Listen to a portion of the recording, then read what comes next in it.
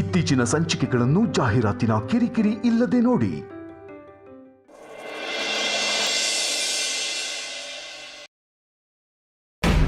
ಅಗ್ರಜ, ಅವತ್ತು ಏನಾಯ್ತು? ಅವ್ರು ನಿನ್ನ ಹೇಗೆ ಕಿಡ್ನಾಪ್ ಮಾಡಿದ್ರು? ಬಾಬಾ, ಈಗ ಆ ವಿಷಯ ಬೇಕಿತ್ತಾ? ಇಲ್ಲ ನೋಡಿ ನನ್ನಿ, ನನಗೆ ಗೊತ್ತಾಗಲೇಬೇಕು. ನೀನು ಹೇಳ ಅಗ್ರಜ.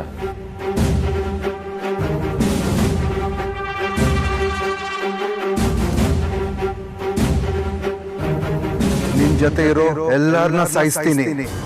ಮೊದಲು ನಿನ್ ತಮ್ಮ ಧ್ರುವನ ಮುಗಿಸ್ತೀನಿ, ಆಮೇಲೆ ವಿಕ್ರಾಂತ್, ಆಮೇಲೆ ಆದ್ಯ, ಆಮೇಲೆ ನಿನ್ ಫ್ಯಾಮಿಲಿ, ಕೊನೆಯಲ್ಲಿ ನೀನು. ಯಾರನ್ನು ಬಿಡಲ್ಲ.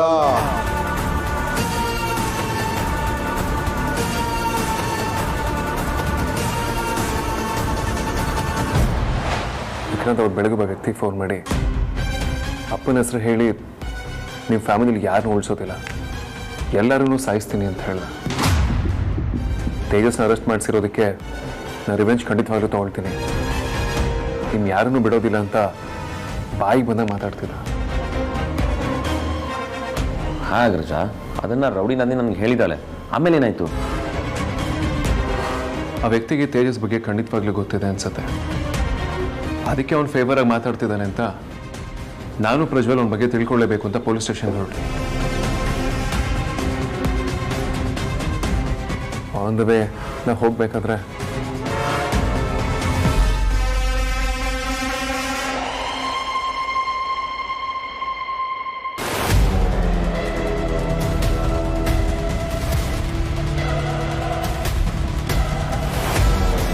ಪ್ರಜ್ವಲ್, ಇಷ್ಟು ದಿನ ಯಾರು ನನ್ನ ತಂದೆ ಹೆಸರು ಹೇಳಿ ನನ್ನ ಹತ್ರ ಮಾತಾಡಿರಲಿಲ್ಲ.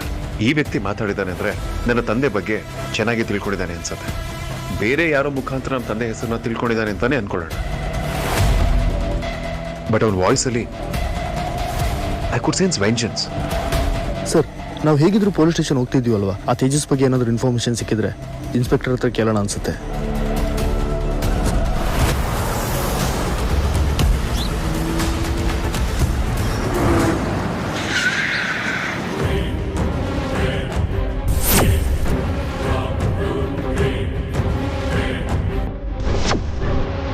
Prajwal, something is wrong. ಯಾರು ಬೇಕು ಅಂತಾನೆ ಕಲ್ಲುಗಳನ್ನ ಅಡ್ಡ ಇಟ್ಟಿದ್ದಾರೆ.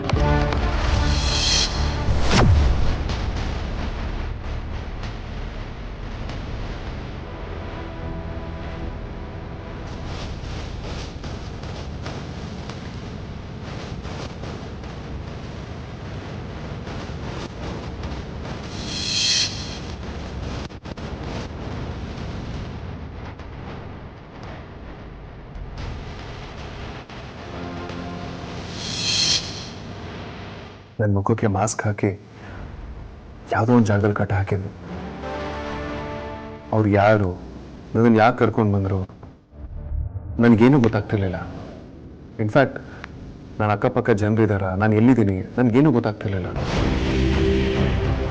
ಬಟ್ ಆಮೇಲೆ ಕಿಡ್ನಾಪ್ ಆದ ದಿನ ಏನೇನಾಯಿತು ಅಂತ ಒಂದೊಂದು ನೆನಪಾಗೋದಕ್ಕೆ ಶುರುವಾಯಿತು.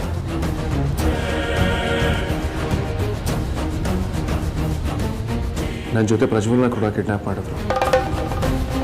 ಆದರೆ ಪ್ರಜ್ವಲ್ಗೆ ಏನು ಮಾಡಿದ್ರು, ಅವ್ರು ಎಲ್ಲಿಗೆ ಹೋದ್ರು ನನಗೇನೂ ಗೊತ್ತಿಲ್ಲ. ನನಗೆ ಎಚ್ಚರ ಆದಾಗೆಲ್ಲ ಅವ್ರು ನನಗೆ ಯಾವುದೋ ಇಂಜೆಕ್ಷನ್ ಕೊಡ್ತಿದ್ರು. ನಾನು ಮತ್ತೆ ಮೂರ್ಛೆ ಹೋಗ್ತಿದ್ದೆ. ಯಾವಾಗಲೂ ತಲೆ ತಿರುಗೋ ಹಾಗಾಗ್ತಿತ್ತು, ಕಣ್ಣು ಮಂಜಾಗಾಗ್ತಿತ್ತು. ಹಗಲು ಯಾವುದು ರಾತ್ರಿ ಯಾವುದು ಯಾವುದು ಗೊತ್ತಾಗ್ತಿರ್ಲಿಲ್ಲ. ಅವ್ರು ನನಗೆ ಏನು ಮಾಡ್ತಿದ್ದಾರೆ ಅಂತಲೂ ನನಗೆ ಗೊತ್ತಾಗ್ತಿರ್ಲಿಲ್ಲ. ಇನ್ಫ್ಯಾಕ್ಟ್ ನಾನು ಸ್ವಲ್ಪ ಕಾನ್ಷಿಯಸ್ ಆಗಿದ್ದು ನೀವುಗಳೆಲ್ಲ ಬಂದಮೇಲೆ. ಆ ಕಲ್ಪ್ರಿಟ್ ತೇಜಸ್ ನನ್ನ ಕೈಗೇನಾದರೂ ಸಿಕ್ಕಿದ್ರೆ ಅವನು ಎಲ್ಲೂ ತಲೆ ಎತ್ಕೊಂಡು ಓಡಾಡಬಾರ್ದು. ಹಾಗೆ ಮಾಡ್ತೀನಿ ಅಗ್ರಜ. ಅಗ್ರಜ, ನಿನಗೆ ಇನ್ನೊಂದು ವಿಷಯ ಹೇಳೋದೊಂದು ಮರ್ತುಬಿಟ್ಟೆ. ಆ ACP ಕಾಲ್ ಮಾಡಿದ್ರು. ನೀನು ಕಿಡ್ನಾಪ್ ಆಗಿರೋ ವಿಷಯ ಕೇಳಿ ಬೇಜಾರು ಮಾಡಿಕೊಂಡ್ರು. ಬಟ್ ಆ ತೇಜಸ್ ನಮ್ಮ ಹತ್ರ ಸುಮ್ಮನೆ ಬಿಡಲ್ವಂತೆ, ಒದ್ದು ಒಳಗಡೆ ಆಗ್ತಾರೆ.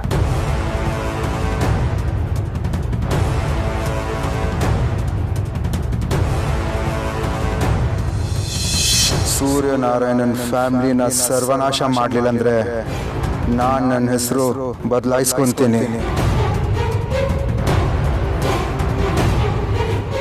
ಒಂದು ನಿಮಿಷ ಬರ್ತೀನಿ.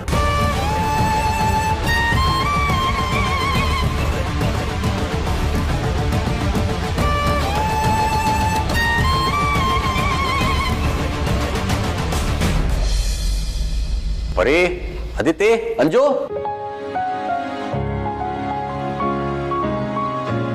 ಪರಿ, ಶ್ಯಾಮಣ್ಣವ್ರು ಫೋನ್ ಮಾಡಿದ್ರು. ಅವ್ರ ಮನೇಲಿ ನಾಳೆ ಸತ್ಯನಾರಾಯಣ ಪೂಜೆ ಇಟ್ಕೊಂಡಿದಾರಂತೆ. ನೀನು, ಅದಿತಿ, ಅಂಜು ಎಲ್ಲ ಹೋಗಿ ಬಂದ್ಬಿಡಿ. ನೀವೆಲ್ಲ ಹೋಗಿ ಬನ್ರಿ, ನಂಗೆ ಸ್ವಲ್ಪ ಕೆಲಸ ಇದೆ.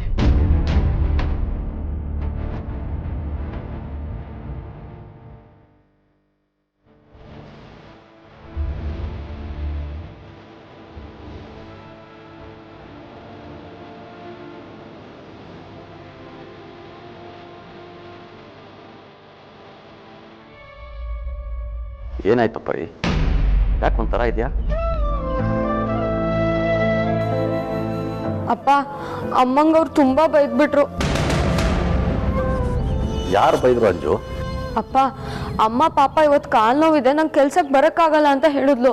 ಅದಕ್ಕೆ ಆ ಮೀನಾಕ್ಷಮ್ಮ, ಯೋಗ್ಯತೆ ಇಲ್ಲ ಅಂದ್ರೆ ಕೆಲ್ಸ ಯಾಕೆ ಒಪ್ಕೋತೀರಾ, ಕರ್ದ್ ಕೆಲ್ಸ ಕೊಟ್ರೆ ದಿಮಾಗ್ ತೋರಿಸ್ತೀರಾ, ಹಾಗೆ ಹೀಗೆ ಅಂತೆಲ್ಲ ತುಂಬಾ ಬೈದ್ಬಿಟ್ರು ಅಮ್ಮಂಗೆ. ಅದಕ್ಕೆ ಅಮ್ಮ ತುಂಬಾ ಅಳ್ತಾ ಇದ್ದಾಳೆ. ಅಪ್ಪ ಪರಿ, ಅವ್ರಿಗೆ ಫೋನ್ ಮಾಡು. ಬೇಡ ಬಿಡ್ರಿ, ಸುಮ್ಮನೆ ಮಾತು ಬೆಳೆಯತ್ತೆ.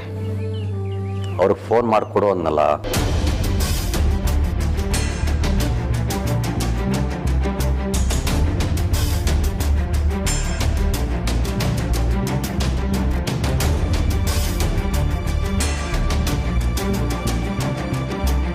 ಹಲೋ, ನಾನು ಮಂಜು ಮಾತಾಡ್ತಾ ಇರೋದು.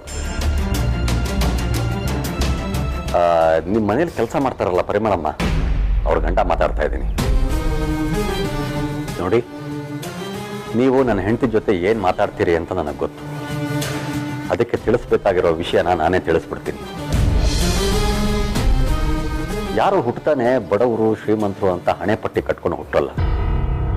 ಪರಿಸ್ಥಿತಿಗಳು ಹಾಗೆ ನಿರ್ಧಾರ ಮಾಡ್ತವೆ. ಒಂದು ಕಾಲದಲ್ಲಿ ನಮ್ಮ ಪರಿಸ್ಥಿತಿನೂ ತುಂಬ ಚೆನ್ನಾಗೇ ಇತ್ತು. ಈಗ ಸ್ವಲ್ಪ ಹದಗೆಟ್ಟಿದೆ ಅಷ್ಟೇ. ಕೆಲಸದವರು ಅಂತ ಅವ್ರ ಗೌರವಕ್ಕೆ ಧಕ್ಕೆ ಬರೋ ಹಾಗೆ ಮಾತಾಡೋದಲ್ಲ. ನನ್ನ ಹೆಂಡತಿ ಅಂತ ನಾನು ಹಾಗೆ ಹೇಳ್ತಾ ಇಲ್ಲ. ಹಾಗೆ ನೀವು ಯಾರಿಗೂ ಕೂಡ ಹೀಯಾರಿಸಿ ಮಾತಾಡಬಾರ್ದು. ನಾವೇನೋ ಸಹಿಸ್ಕೊತೀವಿ ಅಂದರೆ ಬೇರೆಯವರು ಅದನ್ನು ಸಹಿಸ್ಕೊಳ್ಳೋದಿಲ್ಲ. ಮತ್ತೆ ಫೋನ್ ಮಾಡಿಬಿಡಿ. ಇನ್ಮೇಲಿಂದ ನನ್ನ ಹೆಂಡತಿ ನಿಮ್ಮ ಮನೆ ಕೆಲಸಕ್ಕೆ ಬರೋದಿಲ್ಲ. ನೋಡಿ, ಕಾಯಿಲೆ ಕಸಾಲೆ ಅನ್ನೋದು ಮುಂಚಿತವಾಗಿ ಹೇಳಿ ಕೇಳಿ ಬರೋದಿಲ್ಲ. ನನ್ನ ಹೆಂಡತಿ ಅದನ್ನೇ ನಿಮಗೆ ಫೋನ್ ಮಾಡಿ ಹೇಳಿದ್ದು. ಅವ್ರು ಹುಷಾರು ತಪ್ಪಿದ್ದೀನಿ ಅಂತ ಅಂದರೆ ನೀವು ತುಂಬ ತಪ್ಪಾಗಿ ಮಾತಾಡಿದ್ದೀರ. ಗೌರವ ಇಲ್ಲದೆ ಇರೋ ಜಾಗದಲ್ಲಿ ನನ್ನ ಹೆಂಡತಿ ಕೆಲಸ ಮಾಡೋದು ನನಗೆ ಸುತಾರಾಮ್ ಇಷ್ಟ ಇಲ್ಲ.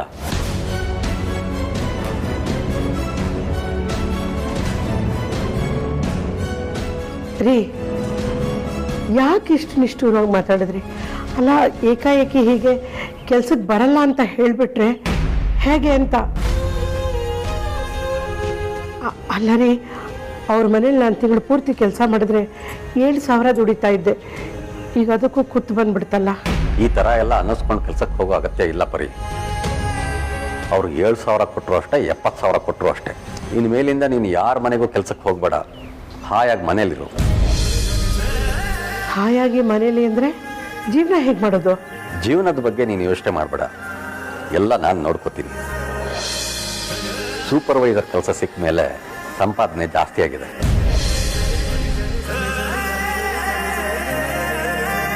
ಇಷ್ಟು ವರ್ಷ ನೀನು ಕಷ್ಟಪಟ್ಟಿದ್ದು ಸಾಕು. ಇನ್ಮೇಲಾದರೂ ನೀನು ಸುಖವಾಗಿರು. ಬರೀ ಒಂದು ಗ್ಲಾಸ್ ಕಾಫಿ ಸಿಗುತ್ತಾ?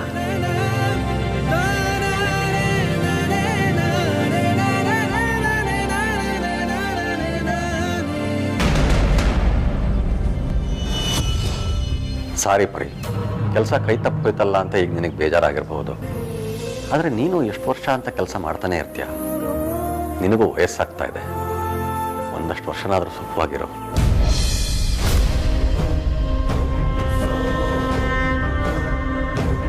ಅಮ್ಮ, ಬಾ ವೇದಾಂತ್. ಏನಾದರೂ ಬೇಕಿತ್ತಾ? ಅಮ್ಮ, ನಿಮ್ಮ ಹತ್ರ ಒಂದು ವಿಷಯ ಕೇಳೋಣ ಅಂತ ಅಂದ್ಕೊಂಡೆ. ನೀವೇನು ಅಂದ್ಕೊಳ್ಳಿಲ್ಲ ಅಂದರೆ ಕೇಳ್ಬೋದಾ?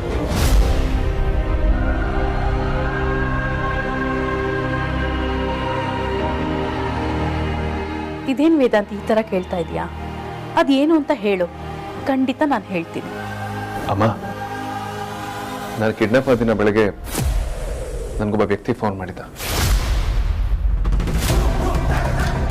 ಅವನ ಜೊತೆ ಫೋನಲ್ಲಿ ಮಾತಾಡ್ತಾ, ನಿಮ್ಮ ತಂದೆ ಹೆಸರು ಸೂರ್ಯನಾರಾಯಣ, ನಿಮ್ಮ ಫ್ಯಾಮಿಲಿಲಿ ಯಾರನ್ನೂ ಉಳಿಸೋದಿಲ್ಲ, ಎಲ್ಲನೂ ಸಾಯಿಸ್ತೀನಿ ಅಂತ ಹೇಳಿದ.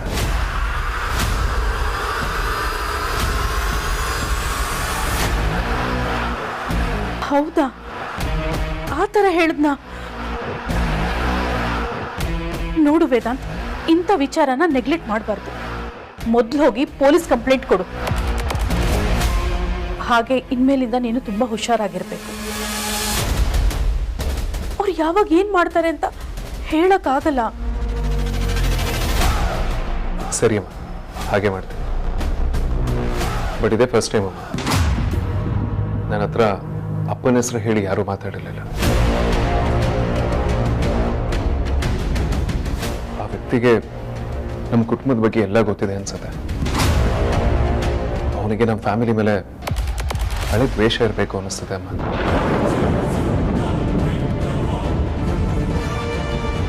ಅವನು ಫೋನಲ್ಲಿ ಮಾತಾಡ್ತಾ ಅಪ್ಪನ ಹೆಸರು ತಗೊಂಡಾಗ ಅವನ ಮಾತುಗಳಲ್ಲಿ ನನಗೆ ರಿವೆಂಜ್ ಇದೆ ಅಂತ ಅನಿಸ್ತಿತ್ತು. ಅಮ್ಮ, ಅಪ್ಪನಿಗೆ ಯಾರಾದರೂ ಎನಿಮೀಸ್ಗಳಿದ್ರ? ಅವ್ರಿಗೆಲ್ಲರ ಜೊತೆ ಹೇಗಿರ್ತಿದ್ರು? ಅವ್ರ ಬಗ್ಗೆ ನಾನು ಏನು ಅಂತ ಹೇಳಪ್ಪ. ಅವ್ರು ಇವಾಗ ಇದ್ದಿದ್ರೆ ನಮ್ಗಿಂತ ಪರಿಸ್ಥಿತಿ ಬರ್ತಿರ್ಲಿಲ್ಲ. ನಾನು ಅವ್ರನ್ನ ಮಿಸ್ ಮಾಡ್ಕೊಳ್ತಿದ್ದೀನಿ. ಅಮ್ಮ, ಸಮಾಧಾನ ಮಾಡ್ಕೊಳ್ಳಿ. ನಿಮಗೆ ಬೇಜಾರು ಮಾಡಬೇಕು ಅಂತ ನನಗೆ ಕೇಳಲಿಲ್ಲ.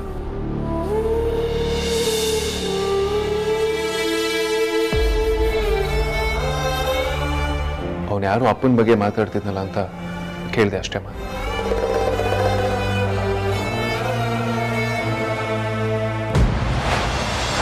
ಅಮ್ಮ, ಅಪ್ಪ ನೋಡೋದಿಕ್ಕೆ ಹೇಗಿದ್ರು? ಅವ್ರ ಬಗ್ಗೆ ಏನು ಅಂತ ಹೇಳಪ್ಪ. ಅವ್ರು ಒಂಥರ ನಡೆದಾಡೋ ದೇವ್ರ ತರ ಇದ್ರು. ಅವ್ರನ್ನ ಕಂಡ್ರೆ ಎಲ್ರೂ ಕೈ ಮುಗಿತಿದ್ರು. ಬಡವ್ರ ಕಂಡ್ರೆ ತುಂಬಾ ಸಹಾಯ ಮಾಡ್ತಿದ್ರು. ಸತ್ಯಕ್ಕೆ ನ್ಯಾಯಕ್ಕೆ ಹೆಸರಾಗಿದ್ರು. ನಮ್ಮವರು ತಮ್ಮವರು ಅಂತ ನೋಡದೆ ತೀರ್ಪು ಕೊಡ್ತಿದ್ರು. ಯಾವಾಗ್ಲೂ ನ್ಯಾಯದ ಪರವಾಗಿ ನಿಲ್ತಿದ್ರು. ಒಂದೇ ಮಾತಲ್ಲಿ ಹೇಳಿದ್ರೆ, ನಿಮ್ ತಂದೆ ದೇವ್ರಂತ ಮನುಷ್ಯ. ಅಂಥವ್ರನ್ನ ನನ್ನ ಗಂಡನಾಗಿ ಪಡೆಯೋದಿಕ್ಕೆ ನಾನು ತುಂಬಾ ಪುಣ್ಯ ಮಾಡಿದ್ದೆ. ಹಾಗಾದ್ರೆ ನಮ್ಮ ಫ್ಯಾಮಿಲಿಗೆ ತೊಂದರೆ ಮಾಡಬೇಕು ಅಂತ ಟ್ರೈ ಮಾಡ್ತಿರೋರಿಗೆ ಖಂಡಿತವಾಗ್ಲೂ ಅಪ್ಪನ ಮೇಲೆ ದ್ವೇಷ ಇದ್ದೇ ಇರುತ್ತೆ. ಇಲ್ಲ ವೇದಾಂತ್, ನಿಮ್ ತಂದೆ ಎಲ್ರಿಗೂ ಊರಲ್ಲಿ ಬೇಕಾಗಿದ್ದವ್ರೆ. ಹಾಗಾಗಿ ಅವ್ರ ಮೇಲೆ ಯಾರಿಗೂ ದ್ವೇಷ ಇರೋಕ್ಕೆ ಸಾಧ್ಯ ಇಲ್ಲ. ಅವ್ರಿಗೆ ಶತ್ರುಗಳೇ ಇರ್ಲಿಲ್ಲ ಅಂತ ಹೇಳಿದ್ರೆ ತಪ್ಪಾಗೋದಿಲ್ಲ. ಹೌದಾ? ಮತ್ ಯಾಕೆ ಅವನ ಅಪ್ಪನ ಹೆಸರು ಹೇಳ್ದ? ಅವ್ರಿಗೂ ಅಪ್ಪನಿಗೆ ಏನ್ ಸಂಬಂಧ ಇರ್ಬೋದು?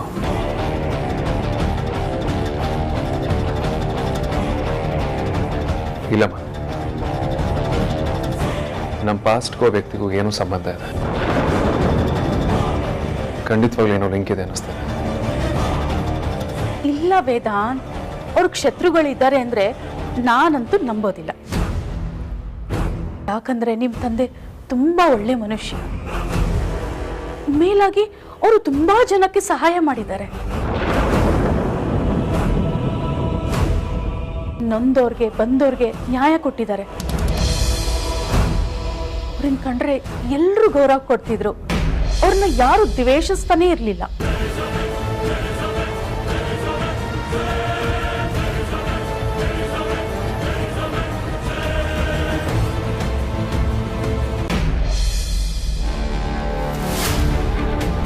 ಆರೋಪಿಗಳಾದ ಬೆಟ್ಟಪ್ಪ ಹಾಗೂ ಸುಭದ್ರಮ್ಮ ಇವರ ಆರೋಪ ಸಾಬೀತಾಗಿರುವುದರಿಂದ ಇವರಿಗೆ 26 ವರ್ಷ ಕಠಿಣ ಜೀವಾವಧಿ ಶಿಕ್ಷೆ ವಿಧಿಸಲಾಗುತ್ತದೆ.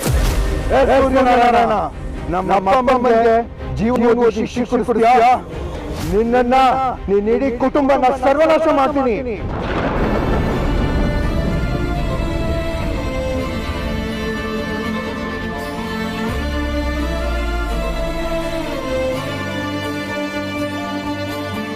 ವೈದೇಹಿ,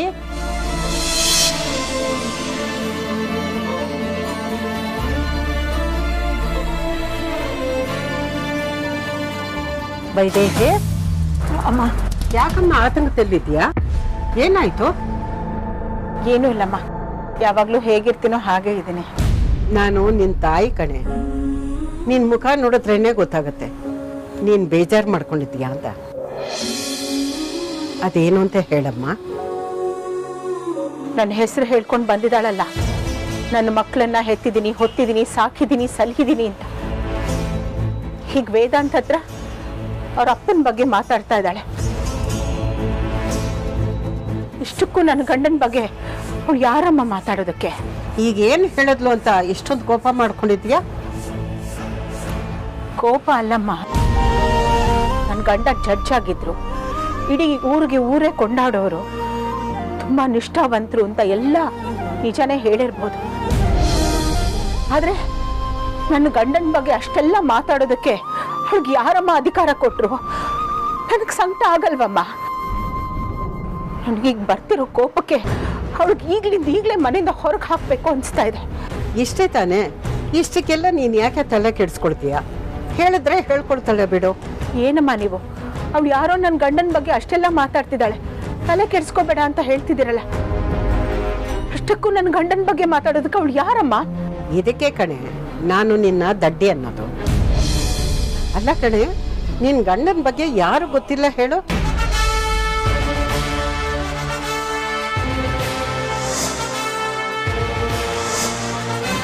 ಇಡೀ ಊರಿನವ್ರಿಗೆಲ್ಲ ನಿನ್ ಗಂಡ ಎಂತ ಮನುಷ್ಯ ಅನ್ನೋದು ಗೊತ್ತಿದೆ.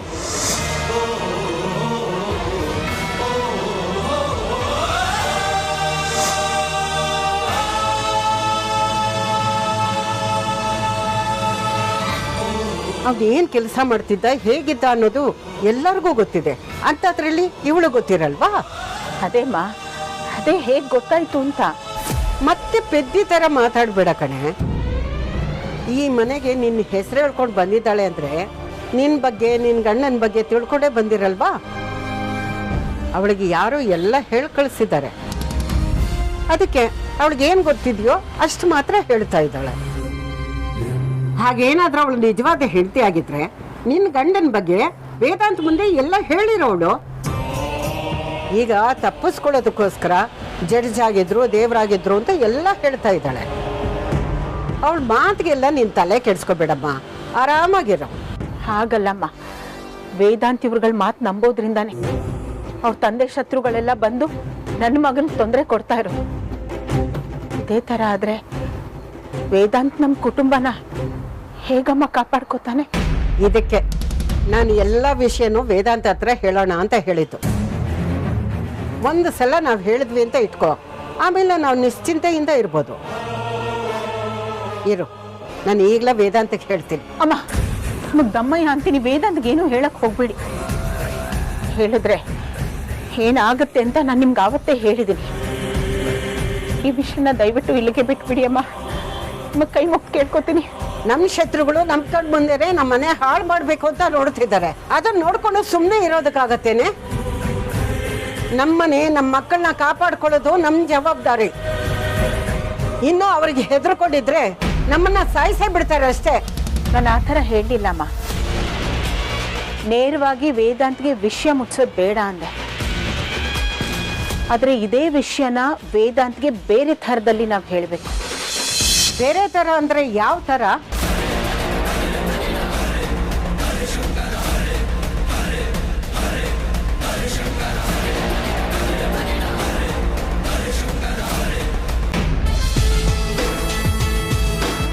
ಮಾರ್ನಿಂಗ್ ಬಸ್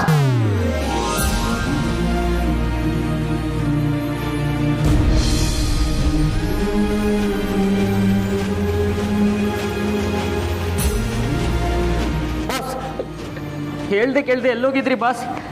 ಅಟ್ಲೀಸ್ಟ್ ನನ್ಗೊಂದು ಮಾತು ಹೇಳಿದಿದ್ರೆ ನಾನು ಬರ್ತಾ ಇದ್ನಲ್ಲ ಬಸ್ ಜೊತೆಗೆ. ಇಲ್ಲ ನಾನೇನು ಕೆಲಸ ಬಿಟ್ಟು ಹೋಗ್ತಾ ಇದ್ನ?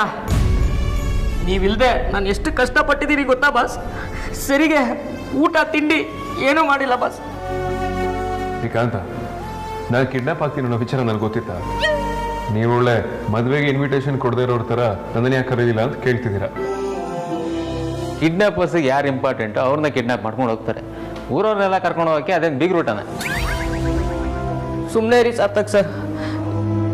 ವೀರಪ್ಪನು ಅಣ್ಣ ಅವ್ರನ್ನ ಕಿಡ್ನಾಪ್ ಮಾಡಿದಾಗ ಅವ್ರ ಜೊತೆ 4-5 ಜನ ಕರ್ಕೊಂಡು ಹೋಗಿರ್ಲಿಲ್ವಾ? ಅದೇ ಥರ ನಾನು ಹೋಗ್ತಾ ಇದ್ದೆ.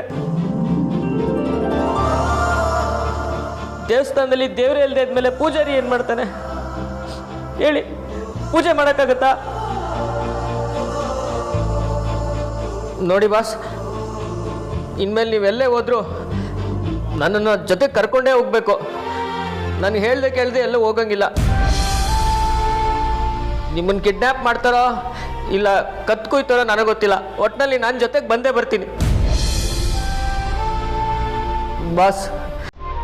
ಬೇಕಿದ್ರೆ ನನ್ನ ಪ್ರಾಣ ಕೊಟ್ಟಾದರೂ ನಿಮ್ಮ ಪ್ರಾಣ ಕಾಪಾಡ್ಕೋತಿದ್ದೆ ಬಾಸ್.